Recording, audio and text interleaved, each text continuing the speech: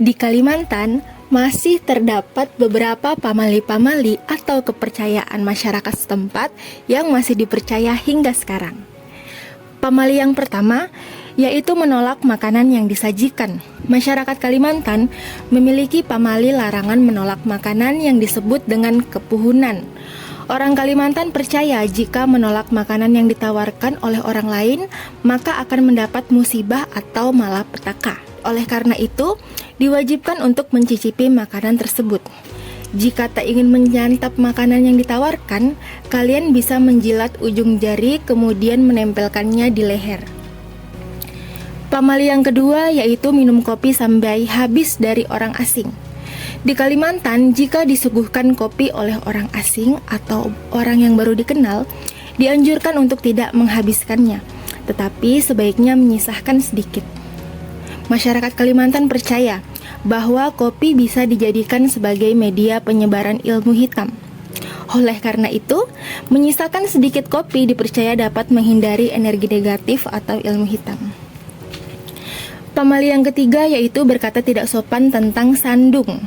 Sandung merupakan salah satu bentuk penguburan suku adat Dayak, yaitu sebagai tempat menyimpan tulang. Dalam pembuatan sandung, wajib melakukan pesta adat yaitu tiwah.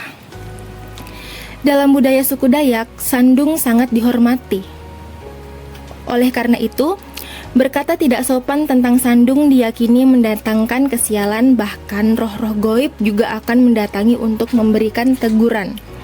Selain sandung, pamali ini juga berlaku untuk tempat keramat suku Dayak seperti kuburan dan patung. Pamali yang keempat yaitu membawa ketan atau telur rebus melewati tempat yang sunyi. Di Kalimantan, terdapat kepercayaan jika membawa ketan atau telur rebus ke tempat sunyi dapat mengundang makhluk goib. Masyarakat Banjar mengaitkan ketan dengan dunia goib seperti dalam cerita Macan Pajadian. Diceritakan bahwa siluman macan membawa kue ketan. Membawa ketan saat melewati tempat sunyi dipercaya akan mengundang siluman macan. Untuk menangkal gangguan makhluk goib, kalian harus memecahkan cangkang dari telur tersebut. Selain itu, disarankan membawa daun hidup yang baru saja dipetik. Pamali yang kelima yaitu membakar ikan saluang di hutan. Membakar ikan saluang di hutan dianggap dapat mengundang makhluk goib. Konon, tindakan ini dapat memicu gangguan di sekitar tempat membakar ikan saluang. Banyak dikisahkan gangguan tersebut bisa berupa penampakan makhluk goib, pohon tumbang, suara aneh, dan serangan fisik.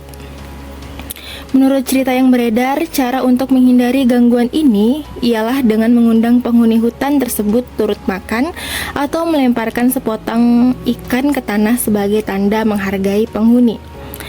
Pamali yang keenam yaitu duduk di depan pintu. Bagi masyarakat Kalimantan, orang dilarang duduk di depan pintu saat senja. Duduk di depan senja dipercaya memiliki risiko besar, karena makhluk goib melihat manusia dalam wujud binatang. Jika makhluk goib merasa senang dengan orang yang duduk di pintu, maka kesadaran orang tersebut akan diculik. Dan yang terakhir yaitu pamali yang ketujuh, buang air sembarangan tanpa permisi. Masyarakat Kalimantan memiliki pamali buang air sembarangan tanpa permisi, khususnya ketika berada di hutan. Sebelum buang air, sebaiknya meminta izin kepada roh penunggu atau datuk di tempat tersebut. Meminta izin merupakan bentuk rasa hormat kepada roh nenek moyang di tempat tersebut. Jika buang air sembarangan, dipercaya akan membuat roh penunggu setempat marah yang mengakibatkan penyakit pada organ vital.